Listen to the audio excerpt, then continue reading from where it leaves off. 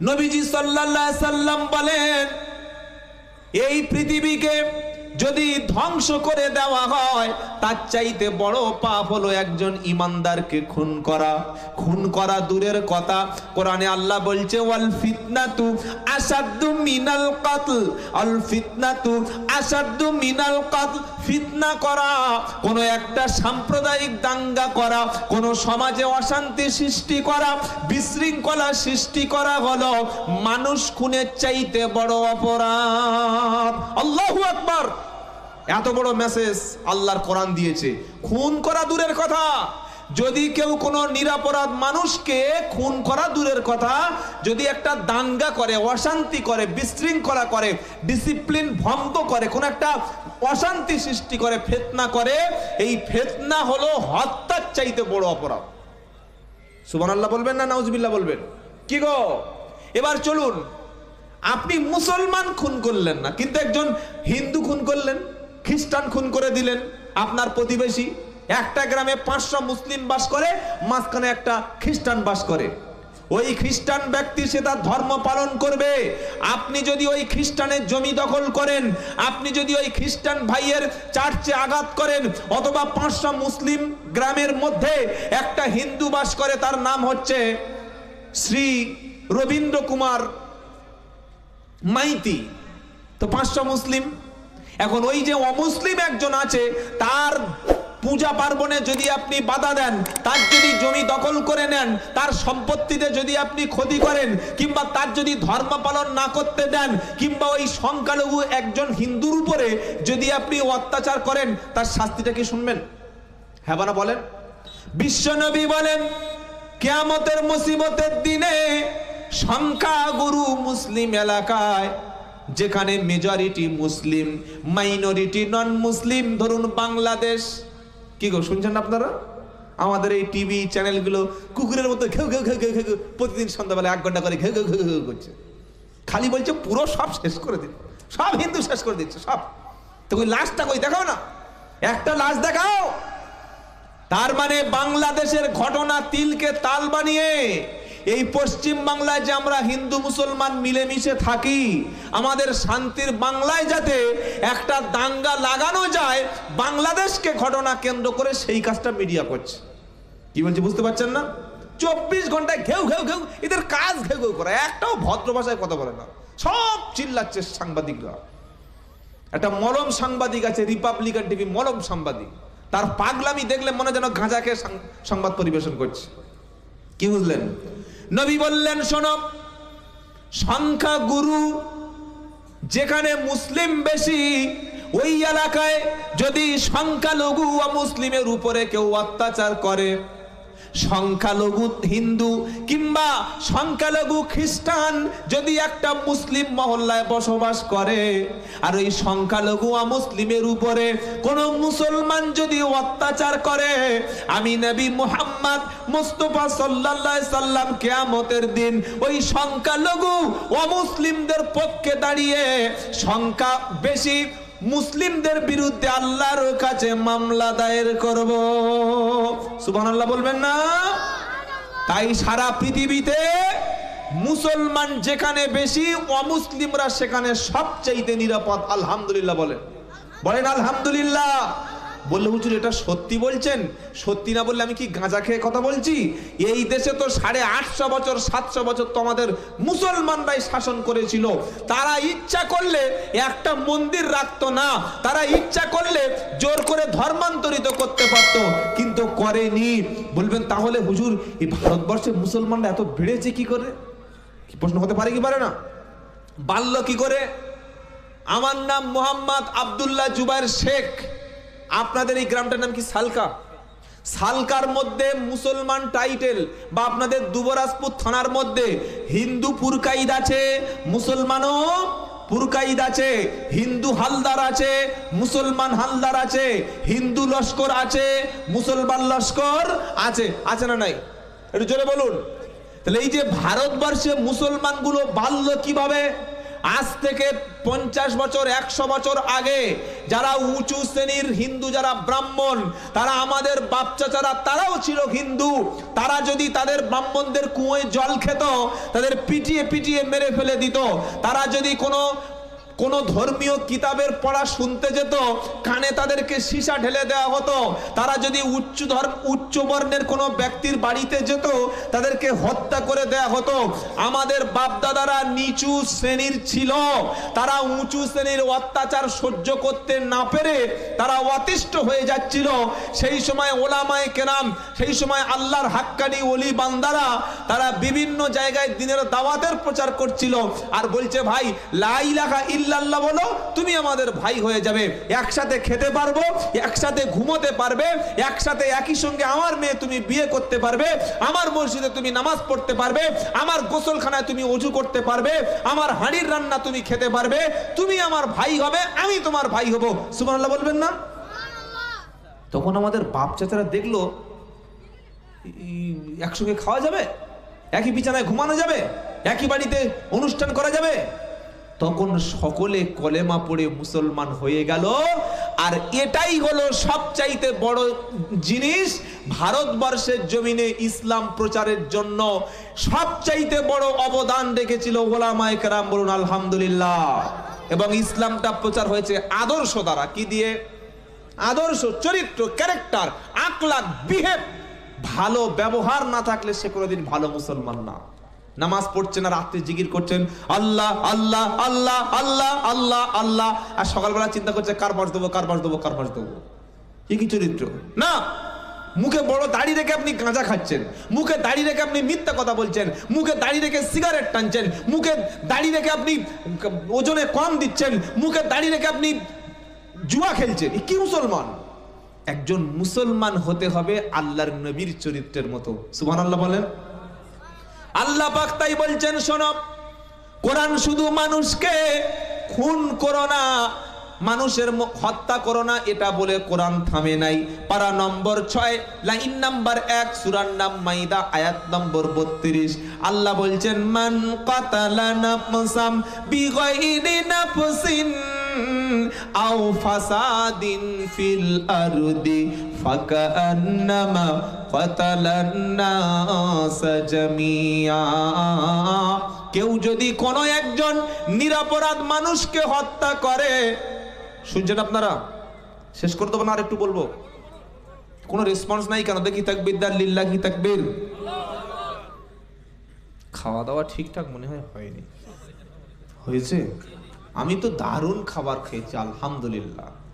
এরকম কলিজা, তারপরে এই গরুর মাংস এনে দিল, তারপরে বললে হুজুর চিকেন খান। চিকেন খাই না, মারাত্মক খাবার। তো যদি খেয়ে থাকেন একবার জোরে তাকবীর দার, লিল্লাহি তাকবীর। অনেকে আল্লাহু আকবার বললে আবার ভয় পায় যে কি হয় কি হয়। কি গো, জন্মের পরে কানে আজান কি দেয়নি, তুমি মুসলমান ছাড়া হওনি। ভাই সাউন্ড একটু বাড়ানো যাচ্ছে না? মাইক ম্যান কই? বক্সটা একটু বাড়াও না ভাই, কথা বলতে খুব কষ্ট হচ্ছে। একটু ইগোটা হালকা একটু বাড়িয়ে দাও তো। মুসলমানের জীবনের শ্রেষ্ঠ স্লোগান হচ্ছে আল্লাহু আকবার। সুবহানাল্লাহ বলেন। আমাদের শ্রেষ্ঠ স্লোগান কি? জোরে বলেন। জন্মের পরে কানে আজান কি দেয়নি, তুমি মুসলমান ছাড়া হওনি। আবার মরণের পরে জানাজা পড়াবে, তখন কোথায় পালিয়ে যাবে? পালানো যাবে? কি গো, আজকের মসজিদে আজান হচ্ছে ঈশার সময় বা জোহরে, আল্লাহু আকবার আল্লাহু আকবার। মুখে বিড়ি টানতে টানতে মসজিদের সামনে থেকে মাথা নিচু করে চলে যাচ্ছে। একবারও মনের মধ্যে ভয় হলো না যে আল্লাহ আমাকে ডাকছে আমি যাই? ভয় আছে? কি গো, আবার মুয়াজ্জিন বলছে আশহাদু আল্লা ইলাহা ইল্লাল্লাহ, তাও কানে যায় না। আবার মুয়াজ্জিন এলার্ট করছে, কি বলছে? আশহাদু আন্না মুহাম্মাদার রাসূলুল্লাহ। কোনো রেসপন্স নাই। মানে ইমানে প্যারালাইসিস হয়ে গেলে যা হয় তাই। প্যারালাইসিস বোঝেন? বোঝেন না? এই হাতটা পড়ে গেছে, জামাই এসছে শ্বশুরকে দেখতে, আব্বা কেমন আছো, তখন হাতটা ধরেছে, এই প্যারালাইসিস হাত। শ্বশুর শুয়ে আছে প্যারালাইসিসে, জামাই এসে হাত ধরে বলছে আব্বা কেমন আছেন। তখন শ্বশুর বলছে বাবা হাত চলে গেছে। কিন্তু মাল যে জন বয়সে কজনের কাঁদিয়েছে হাত দিয়ে, ওটা তো আর জামাই জানে না। কি বুঝলেন? এমনি এমনি কি হাত পড়েছে? সারা জীবন বউকে ঘুষিয়েছে, আর এই হাত দিয়ে তাস খেলেছে, এই হাত দিয়ে সুদের টাকা নিয়েছে, এই হাত দিয়ে মানুষকে ক্ষতি করেছে। আছে না নাই? হাতটা কি আর এমনি এমনি পড়েছে? তো হাত যখন পড়ে যায় ওঠে না, ওটার নাম প্যারালাইসিস। আজান হয়ে গেলে যদি নামাজ পড়তে মন না চায়, ওটা ইমানের মুয়াজ্জিন আবার অ্যালার্ট করছে, শোনো, হাইয়া আলাস সালাহ, নামাজের দিকে এসো প্লিজ, নামাজের দিকে এসো, বারবার বলছে মুয়াজ্জিন। তারপরেও কানে আওয়াজ যাচ্ছে না। আবার মুয়াজ্জিন বলছে হাইয়া আলাল ফালাহ, কল্যাণের দিকে এসো, মঙ্গলের দিকে এসো, ভালাইয়ের দিকে এসো। তোমার জীবন যদি সফলতা অর্জন করতে চাও, সাকসেস হতে চাও, তাহলে নামাজের দিকে এসো। সুবহানাল্লাহ বলবেন না? আবার মুয়াজ্জিন বলছে আসসালাতু খায়রুম মিনান নাওম। এরপরেও জাতি জাগছে না। আবার মুয়াজ্জিন শেষ বলে দিচ্ছে আল্লাহু আকবার, আল্লাহু আকবার। আল্লাহ সবচাইতে মহান, আল্লাহ সবচাইতে মহান। ওগো মুসলমান, তুমি আল্লাহর ঘরে এসো, আল্লাহর সঙ্গে দেখা করবে এসো, আল্লাহর সঙ্গে মনের কষ্টটা বলে যাও, তোমার দুঃখটা আল্লাহর সঙ্গে শেয়ার করো। ওই আল্লাহ তোমার বিপদ মুক্ত করে ভাগ্য পাল্টে দেবে। সুবহানাল্লাহ পড়েন। এরপরেও সজাগ নাই। আবার মুয়াজ্জিন বলছে লা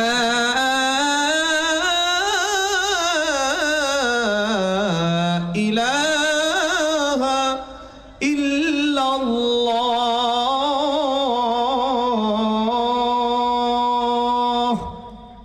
বলে না? বলে না? বলে বলে বলে। আল্লাহ ডাকছে মসজিদের দিকে, আর আমরা পালিয়ে যাচ্ছি। কি গো, শুধু পালাচ্ছি, শুধু পালাচ্ছি নামাজ ছেড়ে। তাই কবি কি বলছে? তোমার জীবনের শ্রেষ্ঠ স্লোগান হচ্ছে আল্লাহু আকবার। জন্মের পরে কানে আজান কি দেয়নি, তুমি মুসলমান ছাড়া হওনি। জন্মের পরে কানে আজান কি দেয়নি, তুমি মুসলমান ছাড়া হওনি। আবার মরণের পরে জানাজা পড়াবে, তখন কোথায় পালিয়ে যাবি? আজ আবার সুযোগ আছে, সুযোগ আছে। মরণের পরে জানাজা পড়াবে, তখন কোথায় পালিয়ে যাবি? বিপ্লবী বিদ্রোহী মৌলবাদী কেন জঙ্গিবাদী? বিপ্লবী বিদ্রোহী মৌলবাদী কেন জঙ্গিবাদী?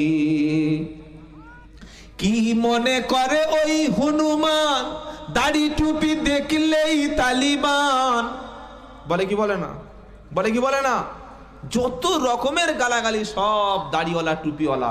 রবীন্দ্রনাথ ঠাকুরের ভাগ্যটা ভালো যে তিনি অনেক আগে মারা গেছেন, তা না হলে এই হারামখোরেরা এরা কবে রবীন্দ্রনাথ ঠাকুরকে মৌলবাদী বলে দিত, কি বললেন, জঙ্গি বলে চালিয়ে দিত। তো কবি কি বলছে? কি মনে করে ওই হনুমান, দাড়ি টুপি দেখলেই তালিবান? কি মনে করে ওই হনুমান, দাড়ি টুপি দেখলেই তালিবান? আবার সিংহের চাইতে বেশি ভয় পায়, বাঘের চাইতে বেশি ভয় পায়, মাথায় পাগড়ি দেখে যদি। ভাই পায় কি পায় না? এই সরে যা, জঙ্গি আসছে। আল্লাহু আকবার, আল্লাহু আকবার।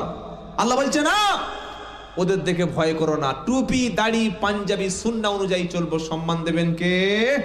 আল্লাহ। বিপ্লবী বিদ্রোহী মৌলবাদী কেন জঙ্গিবাদী? আবার বোরকা দেখলে কিছু মানুষের চুলকানি অ্যালার্জি আছে না নাই? কি গো, একটা মেয়ে ছেলে, সে সবে বিয়ে করেছে, একজন ইমাম সাহেবের স্ত্রী, তিনি ট্রেনে বাসে সফর করছেন, মাথা থেকে পা পর্যন্ত ঢেকে রেখেছে। আচ্ছা, একটা মানুষ যদি মাথা থেকে পা পর্যন্ত ঢাকা থাকে, তো যে পোশাক পরেছে তার কষ্ট হবে না যে পোশাক পরে নাই তার কষ্ট হবে? গরমটা কার হবে? কথা বলে না? যে পরেছে তার হবে। যদি তার গার মধ্যে চুলকায়, অ্যালার্জি বার হয়, গার শরীরের চামড়া যদি কিছু হয়ে থাকে, তো যে মোটা কাপড় জড়িয়েছে তার তো গরম হবে, ওর কিছু হয় না, পাশের লোকের চুলকায়। দেখেন নাই কি গো, বোরকা দেখলেই তখন সর্বনাশ, দেশটা পাকিস্তান হয়ে যাচ্ছে। শুনে রাখুন মুসলমানেরা, বোরকা একটা নারীকে ছোট করে না, বরং ইসলাম নারীকে বোরকা বা হিজাব পরিয়ে তাকে শিক্ষা ক্ষেত্রে তাকে সমস্ত রকমের সুযোগ সুবিধা, একটা নারী হিজাব পরে সর্ব জায়গায় ইসলাম এবং সমাজ যেখানে অধিকার দিয়েছে, বোরকা পরে একটা মহিলা যতদূর সম্ভব সে লেখাপড়া শিক্ষা অর্জন করতে পারে, এক্ষেত্রে ইসলাম কোনো বাধা দেয় না। সুবহানাল্লাহ বলবেন না? আসল সমস্যা কি জানেন? সমস্যা অন্য জায়গায়। সারা ভারতবর্ষের মধ্যে লক্ষ লক্ষ কোটি কোটি মানুষ যখন উলঙ্গ হয়ে একটা বিশাল মেলায় অংশগ্রহণ করছে, ভাই তোরা উলঙ্গ হচ্ছিস হ না, তোরা লিঙ্গ নাচাতে নাচাতে ঘুরছিস ঘোর না, আমরা তো কেউ আপত্তি করব না, কোনো মুসলমান এ বিষয়ে কমেন্টস করবে না, করা মানে অন্য ধর্মকে ছোট করা, আমরা সেটা করব না। কিন্তু উলঙ্গ হলে যে দেশে পাপ নেই সে দেশে তাহলে ঢাকলে অসুবিধা কোথায়? কি বলছি বুঝতে পারছেন না? উলঙ্গ যদি হয়ে ঘুরে যদি সাধু হয়, আমরা তাকে সাধুই বলে মেনে নিই। কি গো, যদি কেউ উলঙ্গ হয়ে মেশিন পার্ট বার করে বলে আমি সাধু, তো ঠিক আছে বাবা, আমি তোমার সাধু বলে মেনে নিচ্ছি। তাহলে তুমি যদি সাধু হতে পারো, একটা মানুষ তাহলে সে পর্দা করে তাহলে সে জঙ্গি হয় কি করে? এই মানসিকতাটা এইভাবে তৈরি করে দেয়া হয়েছে, এই মানসিকতাটা মিডিয়া তৈরি করেছে। আমাদের সাধারণ হিন্দু ভাইদের কোনো দোষ নাই, সাধারণ মুসলমানদের দোষ নাই। আমি বারবার বলছি, আমাদের মিডিয়াগুলো সন্ত্রাসী ভূমিকা তারা পালন করছে, তারা বোরকা মানেই জঙ্গি। কবি কি বলছে? কবি কি বলছে? বেহায়া নারীর এ কেমন কথা, বোরকা দেখিলেই মাথা ব্যথা। বেহায়া নারীর এ কেমন কথা, বোরকা দেখিলেই মাথা ব্যথা। আবার পর্দার কথা যদি বলি, তখন হয়ে যায় ফতোয়াবাজি। বিপ্লবী বিদ্রোহী মৌলবাদী কেন জঙ্গিবাদী? বিপ্লবী বিদ্রোহী মৌলবাদী কেন জঙ্গিবাদী? আমরা হিজাব পরে আমাদের সংবিধান যে অধিকার দিয়েছে, আমরা আমাদের মেয়েদের, আমি আব্দুল্লাহ জুবায়ের আপনাদের পায়ে ধরে বলে যাচ্ছি, ভাই যদি আপনার মেয়েকে কম বয়সে বিয়ে দেন, আপনার মেয়েকে যদি স্কুলে না পড়ান, আপনার মেয়েকে যদি কলেজে যেতে আপনি নিষেধ করেন, আপনার মেয়েকে যদি হিজাব সহকারে ইউনিভার্সিটিতে না পড়ান, আপনার মেয়েকে যদি ডাক্তার না বানান, আপনার মেয়েকে যদি একজন গবেষক না বানান, তাহলে আপনি কিন্তু আল্লাহ এবং রসুলের দেওয়া ধর্ম আপনি পালন করলেন না। ইসলাম কি বলেছে? তলাবুল ইলমি ফারিজাতুন আলা কুল্লি মুসলিম। প্রত্যেকটা মুসলমান নরনারীর উপরে জ্ঞান চর্চা করা, ইলম অর্জন করা, এডুকেশন গ্রহণ করা, এডুকেটেড হওয়া, এটা সুন্নাত, নফল না ফরজ? জোরে বলুন। আপনি বলছেন না বাবা, মেয়ে ছেলে পড়ে লাভ নাই, ঘরে থাক। আরে আল্লাহ রসুলের স্ত্রী সাল্লাল্লাহু আলাইহি সাল্লাম আম্মা জান আয়েশা রাদিয়াল্লাহু আনহা, তিনি ছিলেন টিচার, তিনি পর্দার মধ্য থেকে হাজার হাজার হাদিস, তিনি 2210টা হাদিস শুধু আম্মা জান আয়েশাই বর্ণনা করেছেন। সুবহানাল্লাহ বলতে মন চায় না? তিনি কোরআনের হাফেজা ছিলেন। সাহাবাদের মধ্যে কোনো প্রবলেম সলভ করার জন্য সাহাবারা পর্দার আড়াল থেকে মাসআলা জিজ্ঞাসা করতেন আম্মা জান আয়েশা সিদ্দিকা রাদিয়াল্লাহু তাআলা আনহার কাছে। আজ থেকে 1400 বছর আগে ইসলাম একটা নারীকে সর্বশিক্ষায় শিক্ষিত করার মতো সেই সুযোগ দিয়েছে। আপনি মুসলমান, আপনি জানেন না, আপনি ঠাট্টা করছেন ধর্ম নিয়ে, আর অমুসলমানরা তারা বলছে ইসলাম মেয়েদেরকে খালি বোরকা পরিয়ে বস্তার মধ্যে রাখে, আর বাচ্চাদের খালি বাচ্চা দাও কোনো লেখাপড়া শেখায় না। এটা ভুল কথা। ইসলাম একটা নারীকে শিক্ষার অধিকার দিয়েছে পুরুষের পাশাপাশি, তবে পাশাপাশি বসার ব্যাপারে ইসলামের আপত্তি আছে। কি বলছি বুঝতে পারছেন না? যেটা বলে কো এডুকেশন, একই কলেজে পুরুষ আর মহিলা, একই হাই স্কুলে পুরুষ আর মহিলা পাশাপাশি বসবে, একই হাই স্কুলে পুরুষ আর মহিলা, একই প্রাইমারি স্কুলে পুরুষ আর মহিলা বসবে। ইসলাম এই জায়গায় আপত্তি করেছে। ইসলাম এই জায়গায়, ইসলামের আপত্তি এই জায়গায়, পুরুষের হবে আলাদা, মহিলাদের হবে আলাদা। এই রকম শিক্ষা অর্জন করতে বললে যত খুশি পড়াশোনা করো, ধর্ম নিষেধ করে নাই। সুবহানাল্লাহ বলবেন না? জোরে বলবেন না সুবহানাল্লাহ? তাহলে ইসলামের সঙ্গে মুসলমানদের সঙ্গে সন্ত্রাসের কোনো দূরতম সম্পর্ক নাই। নিরীহ মুসলমানকে ধরে আজকের যেভাবে ফাঁসানো হচ্ছে, মনে রাখবেন আল্লাহর কোরআন আমরা মেনে চলি, দেশের প্রত্যেকটা সংবিধানের কথা আমরা মেনে চলি। তাই আল্লাহ তাআলা 1400 বছর আগে বলেছে, মান কাতালা নাফসান বিগাইরি নাফসিন আও ফাসাদিন ফিল আরদি ফাকান্নামা কাতালান নাসা জামিয়া। কেউ যদি একজন নিরপরাধ মানুষকে হত্যা করে, সে যেন তামাম পৃথিবীর সব মানব মণ্ডলীকে হত্যা করলো। এজন্য ইসলাম সবচাইতে বেশি নিন্দা করেছে হত্যা করার ব্যাপারে। বললে হুজুর মুহাম্মদ ইসলাম তো সব সময় তরবারি নিয়ে ঘুরতো। একটা নেতা আছে, নাম বলবো না, উনি বামপন্থী ছিল, নামটা বলবো, তন্ময় বাবু, বুড়ো লোক, ও সব বলা মানে ওদের মানে ভাব বেড়ে গেল। তো উনি বললেন মুহাম্মদ ইসলাম এই সেদিন বললো যে ভুল, মুহাম্মদ ইসলাম তরবারি রাখতো, তরবারি দিয়ে মানুষকে, হ্যাঁ তরবারি রাখতো, হ্যাঁ রাখতো। আমি আব্দুল্লাহ জুবায়ের বলছি, মুহাম্মদ ইসলামের কাছে তরবারি ছিল, তবে ওই তরবারি মানুষ খুন করার জন্য না। যেমন আপনি শিখ সম্প্রদায়, তারা হাতে লোহার বালা রাখে না? রাখে না? রাখে। আপনি যদি নেপালে চলে যান, তারাও তরবারি ব্যবহার করে। আপনি যদি চলে যান আমেরিকায়, সেখানে প্রত্যেকের হাতে, প্রত্যেকের বাড়িতে অস্ত্র আছে। বাজারে যেমন টাকা দিয়ে খাবার পাওয়া যায়, আমেরিকায় যে কোনো ব্যক্তি অস্ত্র ব্যবহার করতে পারে, কিনতে পারে। ওটা মানুষ খুন করার জন্য না, ওটা ট্র্যাডিশন, ওদের ঐতিহ্য। তো আরবের জমিনে আবু জাহেলের হাতে তরবারি থাকতো, আবু লাহাবের হাতে তরবারি থাকতো, মুহাম্মদ ইসলামের হাতে তরবারি থাকতো, সমস্ত কুরাইশদের হাতে তরবারি থাকতো। এটা মানুষ খুন করার জন্য না, বরং এটা আত্মরক্ষা করার জন্য।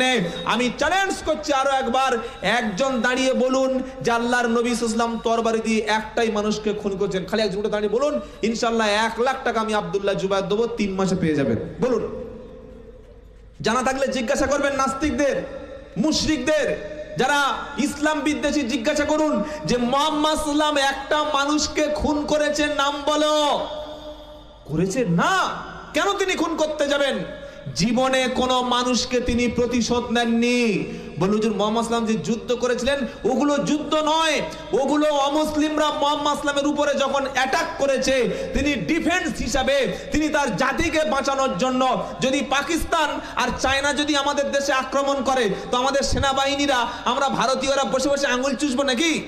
কথা বলে না? কি গো, চায়না যদি আমাদের আক্রমণ করে, অরুণাচল প্রদেশ নিয়ে চলে যায়, আর পাকিস্তান যদি আমাদের পাঞ্জাবটা নিয়ে নেয় বা হরিয়ানাটা নিয়ে নেয়, আমরা বসে বসে আঙুল চুষবো? আমরাও তাদের অ্যাটাক করব। এই অ্যাটাকটা কিন্তু যুদ্ধ বা চাপিয়ে দেওয়া, মানুষ খুন করার জন্য নয়, এটা আমাদের দেশ রক্ষার জন্য, ডিফেন্স করার জন্য। আল্লাহর নবী মক্কায় 13 বছর মার খেয়েছেন, নির্যাতিত হয়েছেন। নবী যখন মদিনায় গেলেন, মদিনায় যাওয়ার পরে মক্কার কুরাইশরা ওখানে, আর মদিনার কিছু ইহুদি গোত্র, তারা ষড়যন্ত্র করে কখনো বদরে, কখনো ওহদে, কখনো হুনাইনে, এই সমস্ত জায়গায় চাপিয়ে দিচ্ছে আল্লাহর নবীর উপরে যুদ্ধ। তারা 500, 700, 1000 সৈন্য নিয়ে মুসলমানদেরকে উস্কে দিচ্ছে, আয় ময়দানে নেমে আয়, তোমাদেরকে মারবো, তোমাদের শেষ করে দেব। আল্লাহর নবী বলেন, ওগো আল্লাহ, আমি কি করব? আল্লাহ বললেন, নবী তুমি তৈরি হও, তুমি ডিফেন্সের জন্য তৈরি হও। সাহাবাদেরকে ইমানের পরীক্ষায় বলিয়ান করো, ওদেরকে ময়দানে নামতে বলো। ওরা 1000 এসছে, তোমাদের হাতে কিচ্ছু নাই, কিছু দরকার নাই, তোমরা তরবারি নিয়ে দাঁড়িয়ে থাকো, তোমরা মারবে না, তোমরা কোনোদিন তাদের অত্যাচার করবে না। আল্লাহর নবী যখন যুদ্ধের ময়দানে যেতেন, শুনে রাখুন মুসলমানেরা, আল্লাহর নবী নির্দেশ দিতেন বাচ্চাদেরকে হত্যা করবে না। যারা অন্যান্য ধর্মীয় সাধুরা, অন্যান্য ধর্মের যারা ধর্মগুরু, তাদেরকে মারবে না। নারীদেরকে নির্যাতন করবে না, গাছ পুড়িয়ে দেবে না, গাছ কেটে দেবে না, মন্দির, গির্জা, গুরুদুয়ারা, এগুলো তোমরা ধ্বংস করবে না। যদি তোমাদের কেউ যুদ্ধের ময়দানে মারতে আসে, তোমাদেরকে আঘাত করে, তোমরা প্রতিহত করবে। এটা ছিল ডিফেন্স। সুতরাং এটা যুদ্ধ বলে না। আল্লাহর নবী কোনো মানুষ খুন করেনি, বরং তিনি নির্যাতিত মানুষদেরকে আশ্রয় দিয়েছিলেন। সুবহানাল্লাহ বলেন। নবীর মসজিদে একজন ইহুদি এসেছেন, এসে পেশাব করা শুরু করেছে। আল্লাহর নবী সাল্লাল্লাহু আলাইহি সাল্লামের সামনে মসজিদে যখন পেশাব করা শুরু করলো, ওমর ফারুক তরবারি বার করেছে নবীর সামনে ওই নন মুসলিমকে দু টুকরো করে দেবে। নবী বললে, থামো ওমর, থেমে যাও, ও ভুল করে পেশাব করেছে, তুমি জানো না? তুমি তাকে হত্যা করো না, আগে তাকে ধৈর্য ধরো, আগে তাকে দেখতে দাও। পেশাব যখন হয়ে গেল, আপনাদের শালকাজে মসজিদ আছে, জুমার মসজিদ, অথবা এই বীরভূমের যে কোনো জুমা মসজিদে কোন একজন মুসলমান যদি এসে মসজিদের গায়ে পেশাব করে, আপনারা পেশাব করার পরে তাকে চা খেতে দেবেন, বিরিয়ানি খাওয়াবেন, কি করবেন? 10 শালাকে মেরে দেবো। আমাদের যা চরিত্র, কি গো? আল্লাহর নবীর মসজিদ যেখানে 1 রাকাতে 50,000 রাকাতের সওয়াব হয়, ওই মসজিদে ইহুদি পেশাব করলো। ওমর ফারুক রাগী মানুষ, তরবারি দিয়ে দু টুকরো করবে। নবী বললে, থেমে যাও ওমর, প্রতিশোধ নিও না, কারণ আল্লাহ আমাকে প্রতিশোধ নিতে পাঠায় নাই। ওয়ামা আরসালনাকা ইল্লা রাহমাতাল লিল আলামিন। বলুন সুবহানাল্লাহ। আল্লাহ আমাকে রাহমাতাল লিল আলামিন হিসাবে পাঠিয়েছে। পেশাব যখন হয়ে গেল, নবী ডেকে বলল, শোনো, কাজটা কি করলে? এটা কি বাথরুম?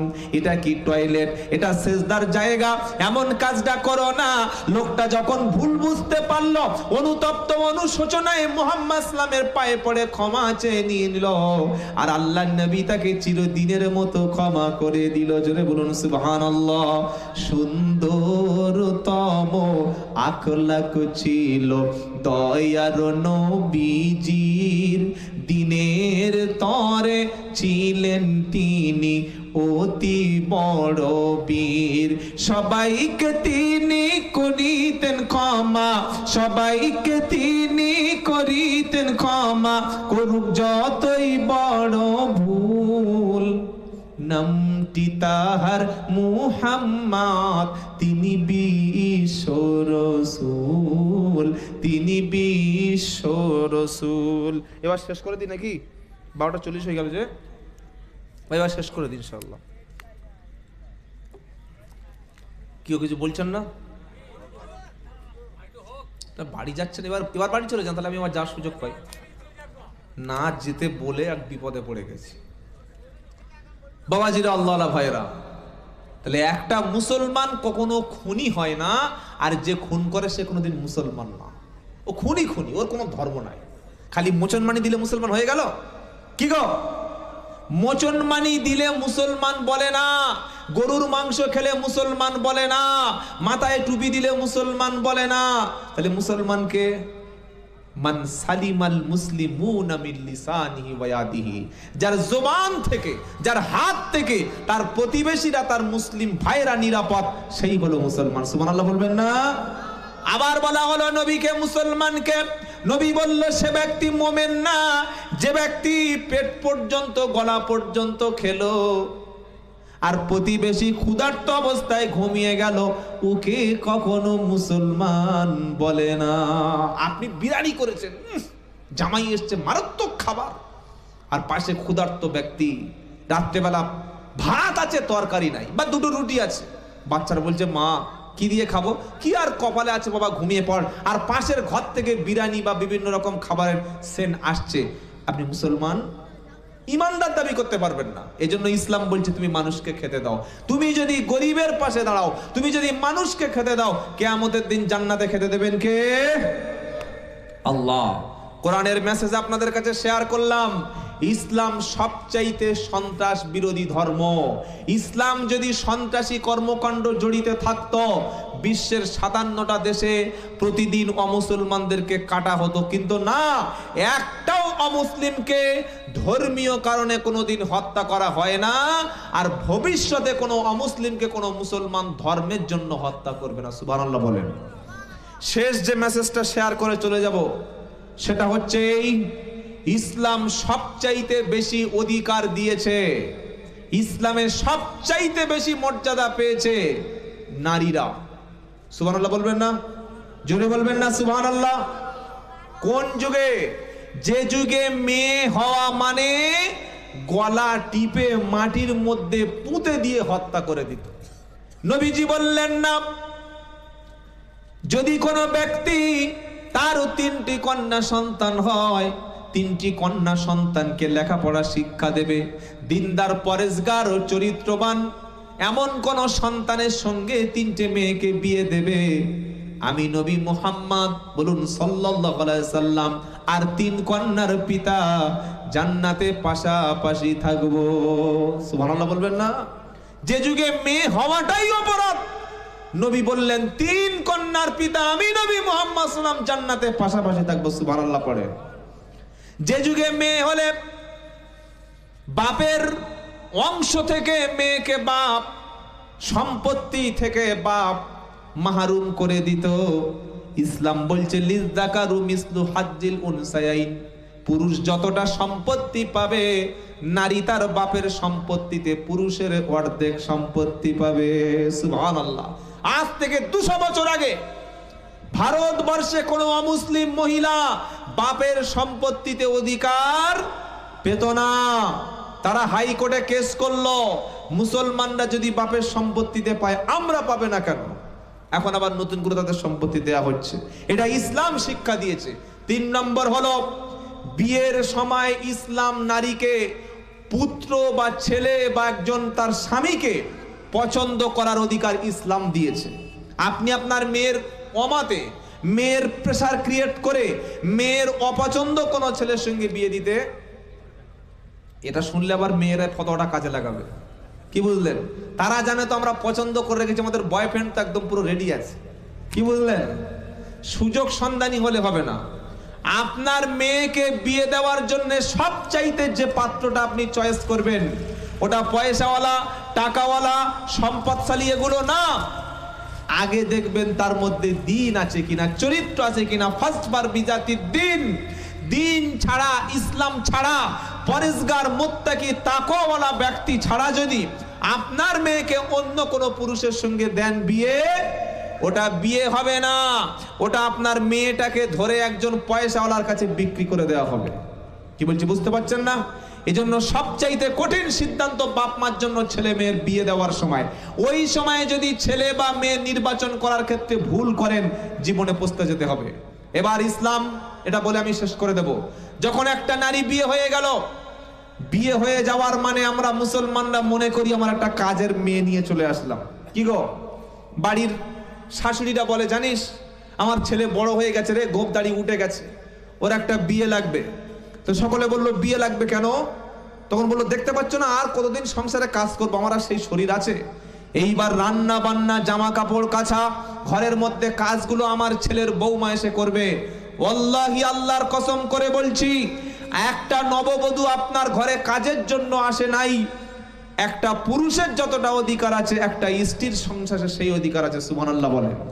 সেই অধিকারটা বিশ্ব নবী দিয়েছেন। মুহাম্মদ সাল্লাল্লাহু আলাইহি ওয়াসাল্লাম স্ত্রীদেরকে অমানুষের মতো নির্যাতন করতেন না, তাদের দিয়ে সংসারে কাজ করাতেন না। শুধুমাত্র নবীজি দিনের দাওয়াত দিয়ে দাওয়াত ও তাবলীগের কাজ করে বাড়ি ফিরেছেন, এসে দেখছেন রান্না বান্নার কাজ বাকি আছে। বিশ্ব নবী স্ত্রীর উপরে টর্চার করেন নাই। ফিজিক্যাল এন্ড মেন্টাল টর্চার পুরুষের মধ্যে স্বভাব আছে না নাই? নবীজি আয়েশাকে থাপ্পড় মারে নাই, বড় কথা বলে নাই, এখনো বলে নাই যে কেন রান্না হলো না, কখন খাবো, তুমি কি করছিলে বাড়িতে, এমন কথা না বলে বিশ্বনবী মুহাম্মদ মুস্তাফা সাল্লাল্লাহু আলাইহি সাল্লাম নিজের স্ত্রী কাজে রান্নায় সহযোগিতা করেছে। সুবহানাল্লাহ বলেন। সুবহানাল্লাহ তো বলছেন, কোনোদিন বিবিকে রান্না করে খাওয়াতে পারবেন?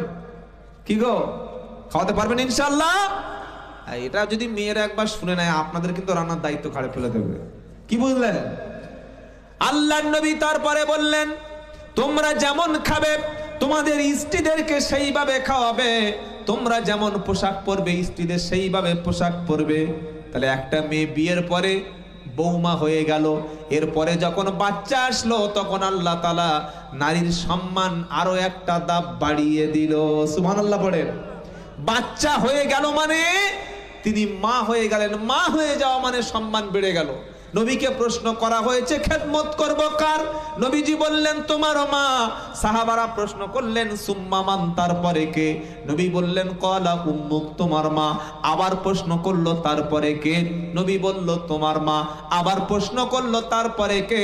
নবীজি বলল মা। চতুর্থ নম্বরে প্রশ্ন করলো কে? নবীজি বললেন তোমার বাবা। মা হয়ে যাওয়ার পরে ইসলাম নারীর মর্যাদা 3 গুণ বেশি বাড়িয়ে দিল। জোরে বলুন সুবহানাল্লাহ।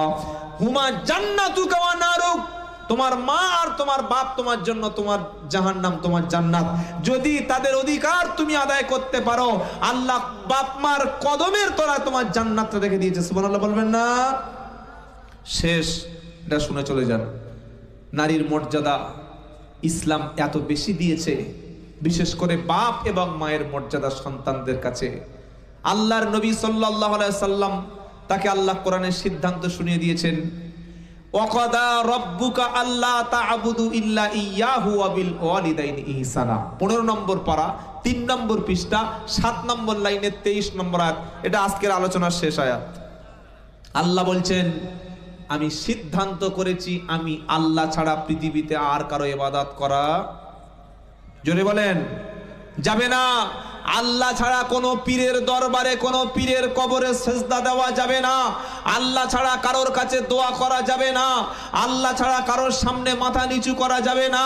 আল্লাহ ছাড়া কারোর নামে মান্নত করা যাবে না। আল্লাহ ছাড়া অন্য কারোর নামে কসম করা শিরক। মান হালাফা বিগাইরিল্লাহি ফাকাদ আশরাকা, যে ব্যক্তি আল্লাহ ছাড়া কেউ বাপের নামে মায়ের নামে কসম করলো সে শিরক করলো, মুশরিক হয়ে গেল। 2 নম্বর বিল ওয়ালিদাইনি ইহসানা। শেষ কথা বলে দিচ্ছি, আল্লাহ বলছেন আল্লাহর পরেই যাদেরকে সবচাইতে বেশি ইহসান করবে তারা তোমার বাবা মা। সুবহানাল্লাহ বলেন। তাই এখনো সময় আছে, যদি বৃদ্ধ বয়সে সন্তানদের কাছে ভালো ব্যবহার পেতে চান, আপনার বাড়ির ছোট্ট সন্তানটাকে হাফেজ আলেম মুকাম্মাল না করতে পারেন, অন্তত কোরআনের মক্তব, কোরআনের মাদ্রাসায় পাঠিয়ে বাপ মার মর্যাদা কি এটা একটু চিনিয়ে দিন। ইনশাআল্লাহ আপনার সন্তান আপনার সঙ্গে সবচাইতে সম্মান দিয়ে কথা বলবে। সুবহানাল্লাহ বলেন। কেন? ইম্মা ইয়াবলুগান্না ইনদাকাল কিবারা আহাদুহুমা আও কিলাহুমা ফালা তাকুল্লাহুমা উফফি ওয়ালা তানহারহুমা ওয়া কুল্লাহুমা কাওলান কারীমা। শেষ। কি বলছেন আল্লাহ? বাপ অথবা মা দুজনের মধ্যে একজন যদি বৃদ্ধ হয়ে যায়, একজন যদি তারা অসুস্থ হয়ে যায়, খবরদার তাদের সঙ্গে তুমি ধমক দিও না। ওয়ালা তানহারহুমা, ধমক দিও না। ওয়া কুল্লাহুমা কাওলান কারীমা, সম্মানজনক কথা তোমার বাপ মায়ের সাথে বলো। তোমার ব্যবহারে উফফি ওয়ালা তানহারহুমা, তোমার বাবা মা যেন তারা উফ এই শব্দটুকু না করে। আর বাবা মা মারা গেলে তাদের জন্য দোয়া করতে হবে। কার কাছে? জোরে বলুন। কি দোয়া? রব্বিরহামহুমা কামা রব্বায়ানি সগীরা। সকলে পড়েন রব্বিরহামহুমা কামা রব্বায়ানি সগীরা। ব্যাস, আলোচনা এখানেই আমরা শেষ করছি। কয়েকটা বিষয় আপনাদের শেয়ার করলাম। তাই মাদ্রাসা বেঁচে থাকলে ইসলাম টিকে থাকবে, মাদ্রাসা থাকলে